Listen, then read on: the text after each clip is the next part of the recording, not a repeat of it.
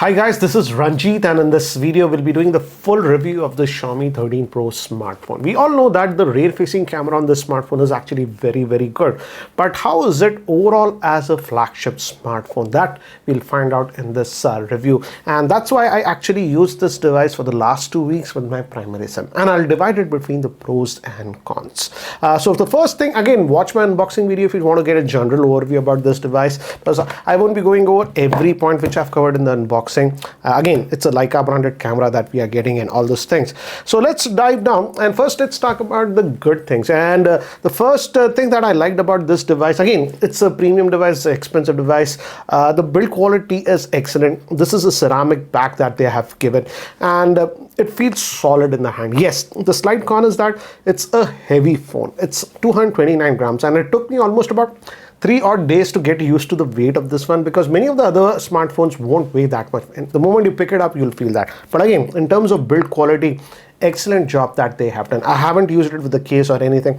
I haven't got any scratches on the lens anywhere like that.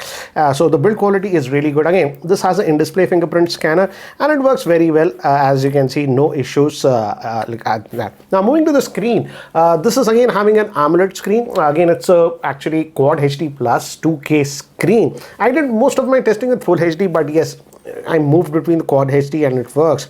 And I have to say the quality of the screen is very good. It's the latest AMOLED panel that they're having, so it can go down between that 120 Hz and the lower 1 Hz to conserve battery life. And that is the reason I would say, if I compare it with some of the other Snapdragon 8 Gen 2 smartphones, this did perform slightly better in battery life, though this is having a 4800 mAh battery.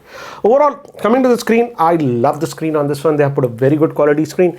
The thing that I liked is that, yes, this is a camera-centric smartphone, so you'll be taking a lot of photographs outdoors, and you need a really bright screen in outdoor situations, and this can actually go pretty bright, peak brightness of 1900 nits. So whenever I was using it, even outdoor conditions, you just leave it on auto brightness and you don't have an issue that the screen is dull or anything, even in outdoor conditions. So that way, I would say in terms of screen quality, I do not have any issues. Coming to next thing I really liked on this smartphone is the vibration motor. The haptics that I was getting on this one are done very well, and in fact you can even tweak it a little bit. So that way I would say they have done an incredible job, far better than Samsung flagships, I would say, in terms of haptic feedback. Next thing is this comes with the new MIUI 14. In fact, I had made a dedicated video on MIUI 14. I won't get too much out of the box. It comes with Android 13, and the optimizations are done very fluid with this one. It's very fluid in animations or anything. RAM management has been done good, so I did not notice any lag or any jitterness on this smartphone. So that way I would say, in terms of the UI interface, the MIUI has been done. Yes, there are some cons with MIUI. I'll talk that about that in the con section, but in terms of performance, daily performance, you don't have to worry. It's a very fluid smartphone. No jankiness or anything that you will notice. Next thing is again coming to the call quality. As I've told you, using it with the primary SIM, Airtel, and again I took a lot of calls. The earpiece quality is good. I did not have any proximity sensor issues. It's loud and clear. 5G reception was there without any issues, both with Jio as well as Airtel. So 5G is of course covered. I believe this has about 16 plus bands of 5G, so even internationally if you use it, you'll get 5G on the smartphone. Next thing is coming to the battery life, and again this is because of the Snapdragon 8 Gen 2 processor, guys. Most of the smartphones that I've used with Snapdragon 8 Gen 2, including this one, the battery life and overall performance is very good. One of the best processors that you can get for Android smartphones as of now, period. Nothing even comes close to it. So that way the performance is very good, and the battery life is also very good. Though this is having a 4800 mAh battery, I would say the battery life has been done well. The MIUI optimizations are also done well. Idle drain was low, and end of the day, if I generally remove the phone from the by 7:30 in the morning, and even at night at about 11 o'clock, most of the days I was having at least 35 to 40% battery left. So that way the battery life is actually really good on this one. Even when I was mostly outdoors on 5G data, I was getting pretty good battery life. In terms of screen on time, again, screen on time will depend on your usage, but I would say screen on time anywhere between 5.5 to even 7 hours you can get. And if you are mostly on Wi-Fi, let's say 90% you are just work from home mostly in the house, and you can get 7+ hours of SOT on this one. So battery life has been good. And if I compare it with some of the other Snapdragon 8 Gen 2 flagships, I would say the battery life is slightly better than the OnePlus 11, but slightly lower than the S23 Ultra. Overall, I would say for most users, battery life will not be an issue. Another thing, the charger that you get on this one is that 120-watt charger, and it charges blazingly fast. From almost 0 to 100%, it can charge in 21 odd minutes. But the best part is, for 50% charge, if it's low, let's say 2-3%, you put it on charge, within just 8 odd minutes, it will charge 50%. So that way the charger is also very, very fast on this one. Okay, next thing is, some of you have asked me, again, this is not a problem with most of the 8 Gen 2 smartphones. I did not notice any heating issues or anything on this smartphone. Even though I'm not a heavy gamer, I did play Call of Duty continuously for half an hour. Then also I did not notice any frame drops or anything like that. So that way I would say the thermal management, the optimization have been done very, very well on this one. You will not face that issue of overheating or anything like we used to face with earlier flagship Android smartphone. RAM management, again in India we only get it in one variant, guys, 12 gigabytes of RAM. Again, this has the fastest RAM, LPDDR5X RAM, and again UFS 4 storage, so blazingly fast, I would say. And RAM management has been done well. The apps that you require to be memory, for example, MyGate is my security app, it sends notifications, all notifications came, Truecaller worked. So apps that have to be in memory though don't get booted out, I would say. So you will get those notifications, so that way it's done well. Okay, now moving to the camera. Again, you are going to buy this smartphone, I feel, is if you're a camera enthusiast. And actually they have really worked on the camera. Again, it's a co-branded camera by actually co-worked. It's not just not branded. In fact, Leica has worked with the Xiaomi team on the camera, and that shows in the results. Here are some of the samples. Again, you have seen even other samples on the net. The camera performance is very, very good. Yes, it might be slightly more contrasty at some of the photographs, but that is the Leica look, I would say. And it has a slightly distinctive look, I would say, compared to most other smartphones. It has that slight softness in portraits and all those things that you generally get with a DSLR kind of a look. So I would say overall, if you take a lot of photographs and even human subjects, the skin tones were produced very well on this one. I would say the camera is the highlight part. And again, you have the Leica modes and all those things, the traditional Leica black and white photographs, and the black and white for some reason gets a very distinctive look with this one. So again, if camera is a high priority, I would say specifically the rear facing camera, you'll love this smartphone. The video is also good, but I would say in video, I would say among the Android phones, I would say the S23 series video is slightly better than this one. Now, this was the great thing about the camera, the rear facing camera. I love it. And again, all the three cameras are functional on this one, so it's not like gimmicks or anything that they are doing. But now when we move to the front facing, again, this is, I'm starting the con section of the video. These are the shortcomings. The front facing camera is just pretty average on this one. Here are some of the sample shots, and I have to say I was just not impressed with the quality of the front facing camera. Looks like they just forgot about the optimizations and everything on the front facing camera. They just concentrated on the rear facing camera.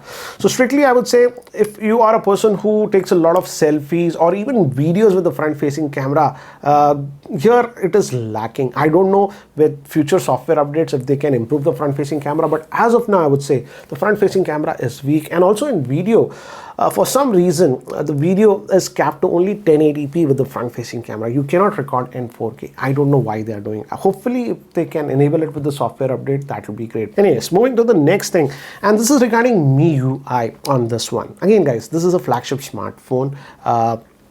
And yes, you get MIUI 14 with this one. That's a good thing because this is Android 13 out of the box. If I go over here about the phone, as you can see, MIUI 14 that you're getting. And this is based on Android 13. That is good. not a problem. And next 3 years of Android upgrades we will be getting on this one. I wish it was 4 like Samsung. And in terms of security updates, they have promised 5 years of security updates. That's okay. But as this is a flagship smartphone, let me actually show you some of the screenshots. Not a lot of junk bloatware is there. Yes, there's more apps. Prime was installed, Spotify was installed. I think the Facebook was also installed on this one. But apart from that, you also get a lot of Xiaomi specific apps that you get even with mid-range MIUI smartphone. For example, themes. This Gets app is there. You cannot remove it. I have disabled notifications. Otherwise, it was sending unnecessary notifications over here. And let me actually show you some of the screenshots, guys, to give you an idea. Here, as you can see, you get unnecessary notifications, and these are by the themes app and all those things. Make your phone new and all this thing. For a flagship, like, yes, you can easily disable it. You can just go to the settings. In fact, I disabled for Gets app. It was sending me unnecessary notification to install this app. But again, as you can see, Me Gallery, it's unnecessarily sending me stuff like that. Themes keep sending you stuff like that. Try out a new app or whatever. So stuff like this, I would say, yes, you can technically disable. In fact, later on I disabled the notifications from, I go to the app info, and here from app permissions and notifications, I completely removed it. You can remove it. But considering the smartphone at this price point, Xiaomi should have automatically disabled or remove these unnecessary apps or these unnecessary notifications that you get. So this is one area I feel Xiaomi still needs to work on their flagships. This is okay if they're doing on the mid-range smartphones. Yes, pushing out, okay, you install this app or whatever, they might be getting a commission. But for a flagship like this, I feel they need to work on it. In fact, I would give an example of how Samsung is doing. Samsung has that One UI. And if you notice their mid-rangers, yes, you will get notifications or whatever, some bloatware. But when you move to their flagship range like the S series or the Fold, you will not get a lot of unnecessary notifications pushing you, okay, install this app, install this theme and stuff like that. That detracts from a premium experience. Yes, you can definitely uninstall it, remove most of the notifications, but I feel out of the box, in fact, Glance, that automatically changes the wallpaper every time, was also enabled by default. I disabled it. A person who's buying a flagship like this, he expects a lot more cleaner experience. Yes, I would say MIUI has improved leaps and bounds if we compare with earlier versions of MIUI. But frankly, I feel if Xiaomi really wants to get hold of this higher end flagship market, they need to actually clean up the MIUI a little bit more and give a slightly better premium experience to their flagship end users. That's my frank opinion. Anyways, moving to the next thing is this is regarding the pricing and everything. This is an expensive phone. It's India, we are only getting one variant, as I've told you, with 12 gigabytes of RAM and 256 gigabytes of storage, and it's priced at 80,000. But if you have an ICICI card, it works out to about 70,000. And for that price, 70,000, I justify the phone, considering the performance that you're getting, the camera that you have. But I would say, and this comes with default of 1 year warranty. I would say if Xiaomi is building such good smartphones and stuff, and if they want to get into the premium market like this, they should offer extended warranty. Most of the flagships, I would say, are offering 1 year of warranty. I feel these guys should offer at least 2 years of warranty. That would give a lot more confidence to the end users. Or let's say have an add-on as extra 1 or 2 years of warranty that a user can purchase when he's buying a smartphone. I definitely feel a person who's buying this sort of a smartphone would like to use it for the next 2 years, 3 years at least. And if you're getting official warranty from the brand, then it will be a lot more assuring experience. So I feel in these areas, Xiaomi India can do a little bit of improvement. Okay, next thing I do not like is this is something, a usability issue, that if you notice, though the screen is very good, it is actually curved. And I would have to say this one, I was having so many accidental clicks. For example, if I go to Tech Mimi like this, you have a lot of articles, but just scrolling like this many times, you accidentally just click it and it opens like this. So this edge detection can be also improved. I got a lot of accidental clicks here from the edge. So Personally, I don't like this rounded edge screens because of this, but again, with software, I would say they should tweak it a little bit, because even accidentally when you're holding this, just clicks the screen, you touch it, it will just open an app or a link if you're browsing something like that. So that is one usability issue that I found. One bummer that they did is, this is the 13 Pro. We also have the Xiaomi 13 also, that was internationally launched, but for some reason, I don't know why, they didn't release that version in India.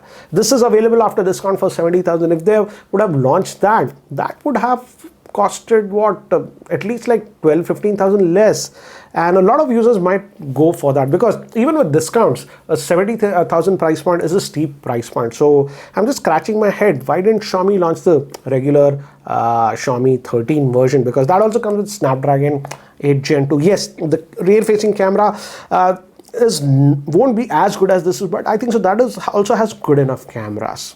So guys, anyways, that was my review of this Xiaomi 13 Pro smartphone. Anyways guys, that's it for my review. Thanks for watching. This is Ranjit, and I hope to see you in my next video. Take care guys.